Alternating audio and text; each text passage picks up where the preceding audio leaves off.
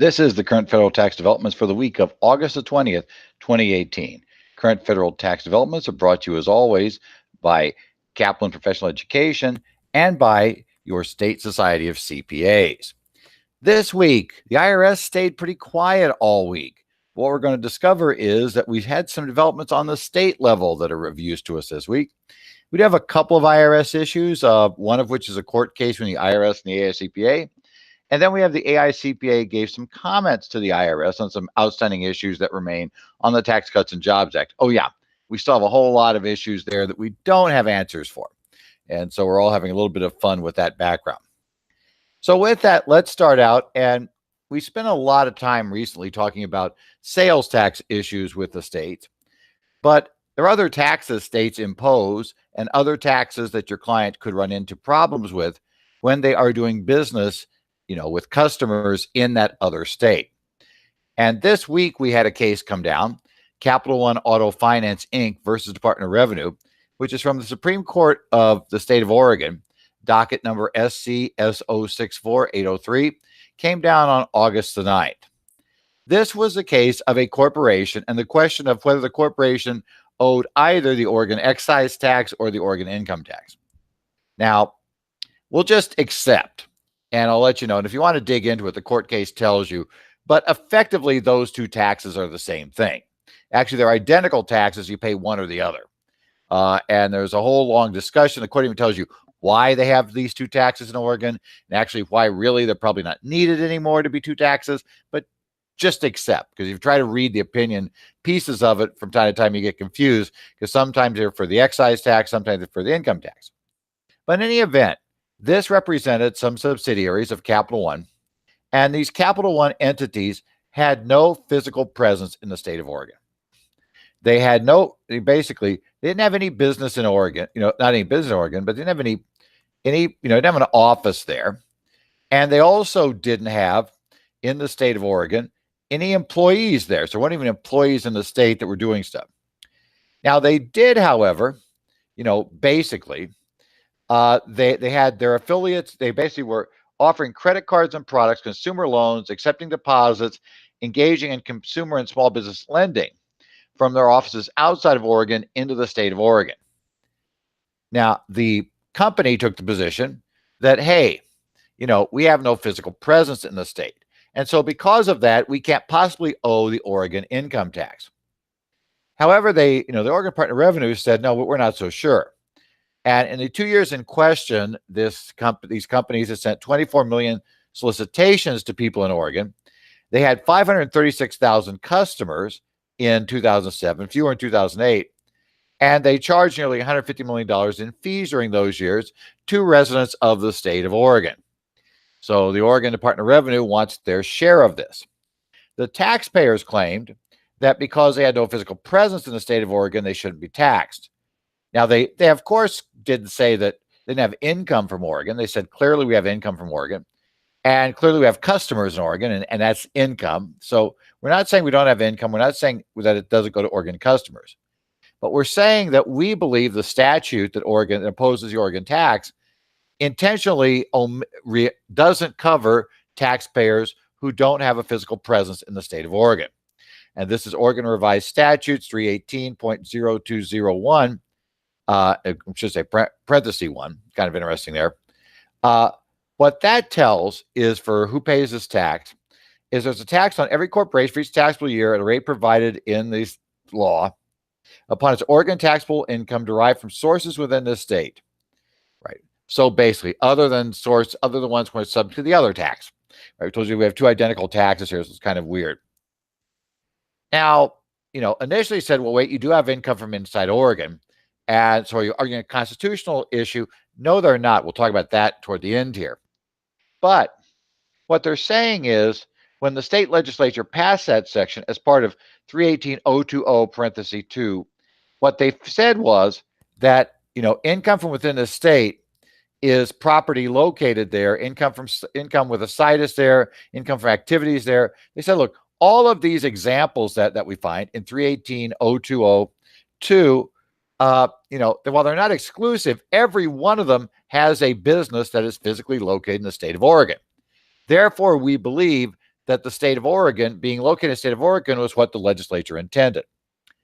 Now, the court agreed that, these examples are good for context, but they said, they don't really suggest, the examples, are trying to look for the common characteristics that they think they're looking for. What they said, all the examples is that the income, the source of the income, is in the state of Oregon. In this case, the customer is paying the fees are in the state of Oregon.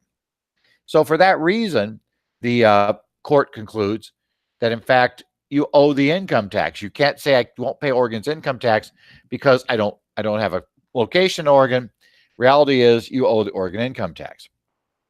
So the bottom line was, of course, hey, companies stuck with this problem, they owe the income tax. The law does not require physical presence. Now, this is of interest because this is an income tax case. We've been so focused on sales tax. That's not the only exposure that your clients have or your business has. There's the exposure as well for income taxes or gross receipts taxes in the various states that are out there. Now, did Wayfair change this? Arguably, it probably didn't. The courts were already leaning away from requiring any sort of physical presence for income taxes. Many of the court decisions in the years leading up to Wayfair had already kind of, walled off Quill and treated Quill as a special case that only applied to sales taxes. Also to the point, and so income taxes didn't necessarily have the same rule. But certainly Wayfair suggests that if there ever was a theory where physical presence to be required for income taxes, that seems to kind of have disappeared. One thing to remember about income taxes, you do have the protection of Public Law 86-272, but that is very narrow. Why didn't it apply in this case? It doesn't apply in this case because this outfit was selling services, not product. 86-272 only covers product. If you're covered by it, you can actually have salespeople in the state, but then there's a whole series of other things requirements you have to meet, and certain things you can't do in the state. I mean, your salespeople pretty much are required to be limited to sales activities or things that directly support sales activities. And you can't do anything like store any inventory in the state. In fact, you remember the Wrigley case. If you take a look at that case, which is really the key case in understanding 86-272, it is U.S. Supreme Court. Yeah, Wrigley Chewing Gum. That, remember them? In that case, the mere fact that, in essence, salespeople who are visiting these locations, the stores that were selling Wrigley's gum, the fact that they carried some supplies, some gum for samples wasn't a problem, but they also carried gum. And if they found stale gum on the, in the customer's shelves, they'd replace it. Or if they went to a customer who's about to run out of gum, they would basically give them that temporary stock. Supreme Court said, that's enough. You don't get 272 protection. So be careful. While you're looking at all these sales tax issues, consider income tax because, as you should have been aware, Wells Fargo took a just under $500 million hit to income in their last quarterly report. They did so because they think now that a lot of states are going to pursue some of their activities, maybe of subsidiaries that they thought weren't subject to that state's tax that now are. So be careful. This also is an issue. Make sure you keep your eyes open because I think Wells may be right. The states are likely to get more active. Well, don't forget about sales taxes because, hey, we had development in that this week. This is a news release from the Idaho State Tax Commission. This news release came out on August the 15th. And this news release talks about Idaho, we kind of discussed previously.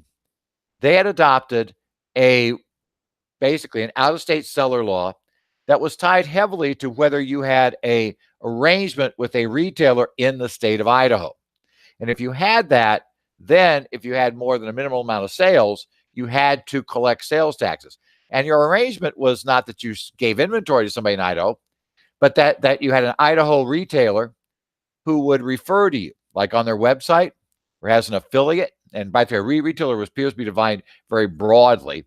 So you essentially have an Idaho resident who puts a link on their website, kind of like those affiliate links from things like Amazon, that somebody goes to their website, they click on that link, they buy the widget from your client pays a commission to the Idaho entity that had this link on their website.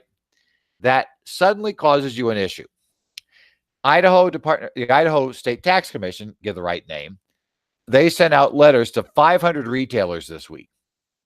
Those are 500 retailers, presumably from out of state, who presumably aren't currently collecting Idaho sales tax, kind of telling them, hey, guys, you know what? You got to start collecting this stuff. And yeah, we're going to be kind of knocking on the door to make sure you do it. Under this rule, you must collect Idaho sales tax if you have an arrangement with an Idaho retailer where they get paid a commission when somebody like clicks through on their site and buys your product. So basically, click through Nexus, any other sort of commission issue where an Idaho retailer refers out to you, and you have more than $10,000 worth of sales to Idaho residents. Note that is way below the South Dakota limit of $100,000 for economic nexus. Now, the interesting part about this is this was designed in Idaho's view to be able to clear and be okay under the Quill standard. Idaho's theory is that retailer in Idaho is an agent acting for you. And as an agent acting for you, that retailer in Idaho is basically giving you physical presence in Idaho. Since you have physical presence, they can force you to collect. As you're probably aware, those of us here like in Arizona, yeah, if I'm a very small business in Arizona, and I sell $10,000 worth of product, yes, I've got to collect Arizona Standard Transaction Privilege Tax and remit it, as long as it's not a casual sale. So bottom line, yeah, they're saying you've got physical presence, so we're going after you. Will that stand scrutiny post-Wayfair? Not totally sure, because again, the U.S. Supreme Court, while saying you didn't need physical presence, also seems skeptical that a minor physical presence, I think we can all agree, the presence we're talking about here with the Idaho retailer can be extraordinarily minor, that's not enough to necessarily make sense to force somebody to collect. The due process issue could come up. The Idaho State Tax Commission also said they're studying the Wayfair decision. There's a separate Idaho provision that's going to allow the state of Idaho to force collection of sales tax under the rules that essentially are allowed by Wayfair, or based on this. That may mean that they are considering whether they need to jump that 10 grand to 100 grand and 200 transactions or not. This will be interesting, but right now they're moving on the 10 grand issue. So I would start assuming that you better start getting ready if you're selling into the state of Idaho, and you sell virtually anything into the state of Idaho. You better get ready to start collecting the sales tax. If you have any sort of program where you pay commissions to people that give affiliates, recommend your product, if you do any of that, you got to be ready to basically file with the state of Idaho, collect the sales tax. It's got to be a really great year for Avalara. Avalara or the others, Tax Jar, the people that handle this sort of, collect, the sales tax people who are now integrating with systems. It's got to be a really good year for them. Next up, we have the AICPA, who is suing the IRS. AICPA versus IRS, case number 16-5256, from this is from the DC Court of Appeals. I love that. I've got an abbreviation in the materials that you might read as District Court of California. It's actually the DC Court of Appeals. So understand DCCA. I should have said CADC, but okay, whatever. The opinion came down on August the 14th. Now, here's the catch. The AICPA had gone to court in the District of Columbia, suing the IRS, claiming they had no authority to set up their credential tax preparer program. You may remember that was one of the things that came out of after the IRS got knocked down the Loving decision, where they couldn't force everybody to be registered. They came up with this program that allows a non-enrolled individual. By the way, non-enrolled individual means somebody who is not a CPA, enrolled agent, or an attorney. An unenrolled individual to take this exam, be given the certificate from the IRS that's good for a year, have their name put on the IRS website as a tax preparer, and then also be able to do the very limited amount of representation that used to be what unenrolled preparers generally were allowed to do. Now, unenrolled preparers are not allowed to do any of that sort of very limited representation, but these guys who passed this are allowed to do so. The AICPA sued, claiming that the IRS had no authority to do this, and secondly, that it put CPAs at an unfair disadvantage. Now, the actual district court in D.C. dismissed the AICPA's case, claiming that the AICPA had no standing to sue. Well, good news for the AICPA on the appeal. The Court of Appeals ruled that they did have standing. But in what's somewhat unusual, but it makes sense when you understand the point here. Normally, what would happen if the district court said you have no standing to sue, the Court of Appeals says, no, you got it wrong. They have standing. Normally, the Court of Appeals would kick it back to the district court for the trial. But in this case, the entire case was a case of law. Everything had been briefed out. There was actually no real major facts in play here. So what the DC Circuit said was, we can just decide this right now, because what's going to happen is it's going to go to district court. We know whoever loses is going to appeal to us, and we would decide it, de novo anyway. So we'd start over. So we're just going to decide it now. And what they decided was, A, the IRS clearly has the authority to do this. The AICPA claimed that the authority wasn't there. They tried to use the Loving decision, which I always thought was a little bit tough, because the Loving decision actually invited the IRS to do something like this. So not surprised that they held that the Loving decision didn't block this. And then the IRSCPA said, but we told the IRS about these, we told the IRS, that we thought they had alternatives. And they didn't consider those alternatives, so they acted arbitrarily and capriciously. The district court ruled in this case that they acted neither way. They said all the AICPA said was, there's the alternatives, but they didn't mention any that could actually work. So because of this program for registered tax return preparers is actually going to be up and running. It already is up and running. It's going to continue. The AICPA challenge died with this. I'm going to assume there's a high probability, A, the AICPA won't even bother trying to appeal this to the U.S. Supreme Court. And secondly, if they did, the U.S. Supreme Court would almost certainly decide they don't want to hear the case. So I think we're basically done with this. So yes, credentialed preparer program from the IRS will continue to operate. And, like it or not, AICPA, took their shot and the court decided it didn't work. Well, let's go for something that works a little bit better for us from the AICPA standpoint. This is an AICPA letter to the IRS. This letter was issued on August the 13th of this, August 13th, right? It's a letter from the AICPA tax section to the IRS and Treasury regarding, upcoming guidance that needs to be issued on S corporations and the issue of the excess business loss on Section 461L. Now, the AICPA has a 3-page letter and a 16-page memorandum that outlines things that they need to be clarified. Basically all kinds of issues here. In addition to, we'll talk about 461L separately here in just a second. But they said, look, you need to coordinate the loss deductions that apply to an S corp. Like, what about 199 Cap A, and how is that impacted by, the limitation on interest deductions on 163J, the basis limitation of 1366D? How about the at-risk rules of 465, the passive activity rules of 469? How about that excess loss rule 461.7? In essence, what's the ordering rule for testing these things? How do we go through doing it? Some clarifications on that interest carryover rule. If you have excess business interest, that it does apply to S corporations. Clarify the definition of real property, trade, or business. And that's also for disallowed interest. By the way, that also goes outside of this S corp only. And, some other issues. They also want to know some issues regarding the post-termination transition period and the eligible terminated S corporation period. Remember, we have 2 years to go from S to C, and our AAA, if we don't go our AAA out during the 1 year afterward, we can still do it proportionally in the future. We want to know how that works. And the AICPA said, people are trying to make up their minds right now. Should they blow their S election? Should they go back to C? And they're saying, we can't really make that decision unless we know how these things are going to work.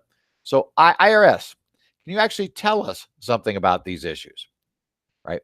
So we raise a number of the S corp issues. Now, what is also interesting, though, which I think is significant, is the AICPA also raises an issue that, it affects S corps because S corp can have losses, but it really affects far more than S corp. And they have a question about the 461L carryover. For those of you that don't speak in code section, 461L is the provision that says if you have excess business losses in a year as an individual, Those excess losses are more than $250,000 net business loss, or more than $500,000 if it's a married couple filing joint return. The amount of your loss in excess of that 250 is disallowed, and then it's treated in the following year as a net operating loss carryover. Here's the catch that we're trying to figure out. Let's say we have a $2 million loss, net loss this year. I mean, we lost big. So I'm filing married, filing joint. So I take $500,000 and I have a $1.5 million loss carryover the next year. And let's assume the next year we break even in our business operations during the year. Question.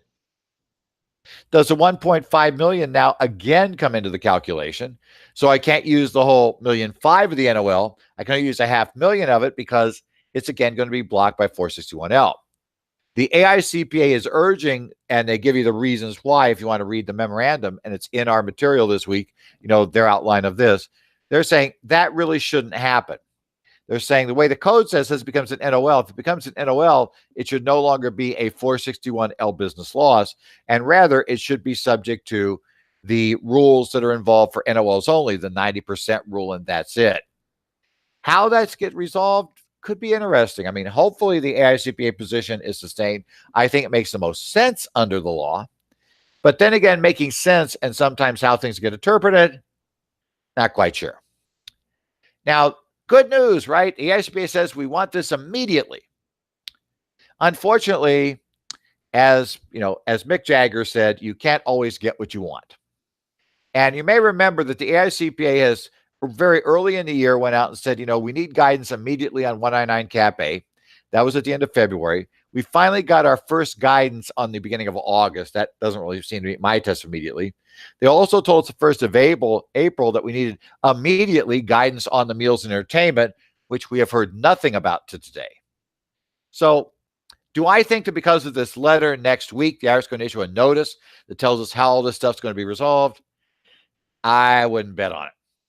There's a large backlog of IRS guidance on the Tax Cuts and Jobs Act. And a lot of those letters, of course, arrived before this letter. So my gut is no, we're not going to get there.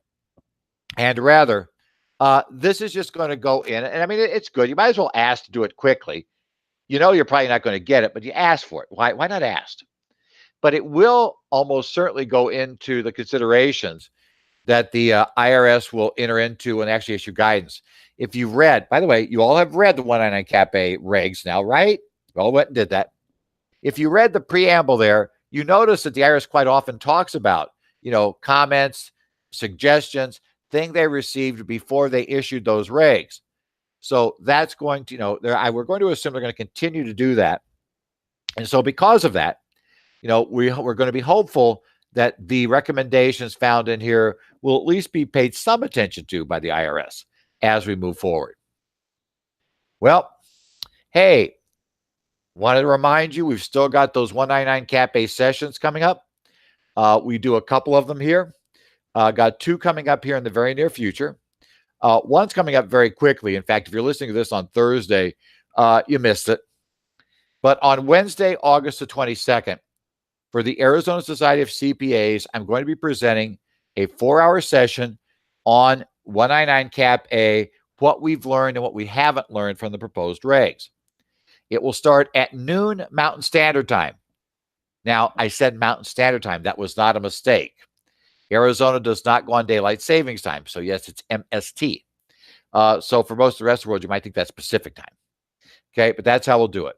The live session will be at their offices in Phoenix on 4801 East Washington.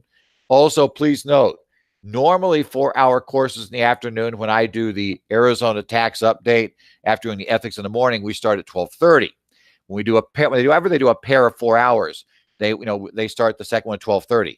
Because there is no morning session on this one, it's going to start at noon. So we end at the 3:30 time. We normally end at for the regular 8-hour sessions. But just remember that you need to be down there a half hour early, half hour earlier than you would be if you've ever come down there just for an afternoon session. And if you're tuning in on the web, because there is a web version of this too, you can listen to it from the comfort of your home.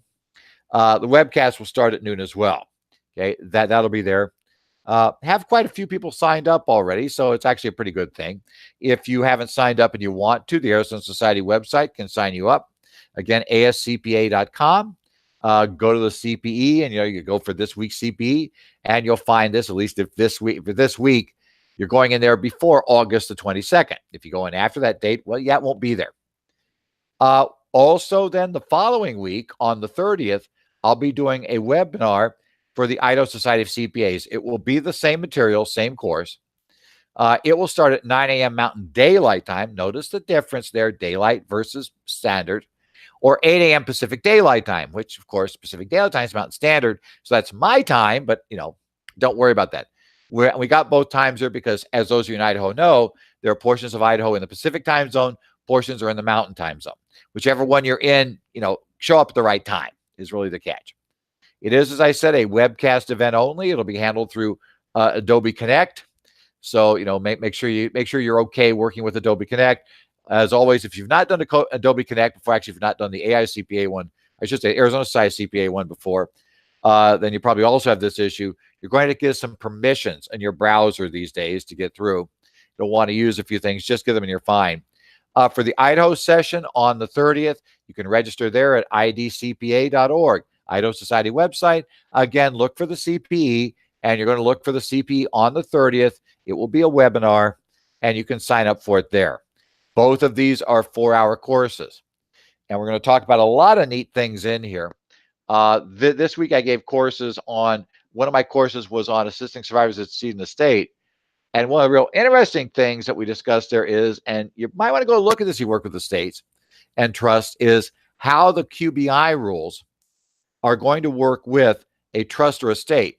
So if Harry dies, Harry had a Schedule C business. Harry's son's an employee of the business. Harry's son's the personal rep. So Harry's son now comes in. He's running that business through the estate for a while. That's going to be a material participation activity. And oh, by the way, maybe the business doesn't do so well because Harry died. So there's a loss. The IRS has an example that goes through that. And it may surprise you what happens in that situation. I'll put it this way. If I change the facts of the example just a little bit, $1,000 distribution to an heir during the year from the estate could end up carrying out a over $20,000 reduction in QBI for that individual, and assuming that they have business income of their own, could end up reducing their deduction. So it's interesting. We'll talk about that. We'll talk about the incredible, amazing, disappearing unadjusted basis that happens whenever you go through a 1031 exchange or when you may be incorporated an entity. We'll talk about all the other neat things, like what's a specified service business and what we got there, and what's a trader business, and are rentals trader businesses, or when are they trader businesses? All those neat things coming up. We're going to talk about that in our seminar. Again, as I say, we couldn't be doing this and wouldn't be doing this if it wasn't for what we do through the state societies. Make sure you consider signing up now for state society courses. Again, most state societies are going to have some courses on the Tax Cuts and Jobs Act. Consider signing up there. By the way, if you want, we're perfectly willing to do these sessions for firms. If you have enough, obviously, if you're a solo practitioner, yeah, you could pay for us to come in, but the math might not work out so well. But if you're going to have enough people and you need a lot of people trained on the Tax Cuts and Jobs Act in general or on 199 Cap A, you can contact your state society or contact Kaplan directly, and we can arrange to have somebody come out and teach the section on that. If I'm available, I can come out and teach a section. We have the other instructors for Kaplan also can come out and help teach sessions on these issues. So if you're looking at that for this year, go ahead and sign up. One key caveat, gets really busy for us from October 15th to December 15th. So if you're looking for a date in there, it's going to be a little fun finding it. But if you have flexibility and your firm's willing to talk to us about doing something in January, it gets a little bit easier to fit people in. So just fair warning. This has been the Current Federal Tax Developments for this week. Be sure you catch our regular updates online, currentfederaltaxdevelopments.com. We'll update you there. We'll talk to you about what, we can tell you about things as happened. They happened during the week. This week was very quiet, so we don't have a lot federal there, but we do have the state stuff. You can send questions or comments to me, Ed Zollers at currentfederaltaxdevelopments.com. You can follow me on Twitter at Ed Zollers. You can send me a direct message. You can send a message via there. Getting involved in a few discussions there from time to time. Also, you can follow my discussions on the subreddit of reddit.com/rtaxpros. I also pay some attention to the discussion groups of California Tax Talk, Arizona Society of CPAs Connect discussion group, and the New Jersey Society of CPAs Connect discussion group. So if you're a member of one of those, you're a member of Arizona or New Jersey, or you're a CPA anywhere in the country who signs up for Tax Talk, you can post questions, discussions there. Those are great places, even if, doesn't matter whether I'm responding or not. There's always lots of good discussion going there and lots of good resources for CPAs. Well, we got through this week without a whole bunch of IRS guidance for the first time in a long time. And that's actually not a bad thing. So hopefully we'll have another calm week, so I have enough time to digest this 199 guidance. And we'll see you next week, though, whatever happens, on current federal tax developments for next week.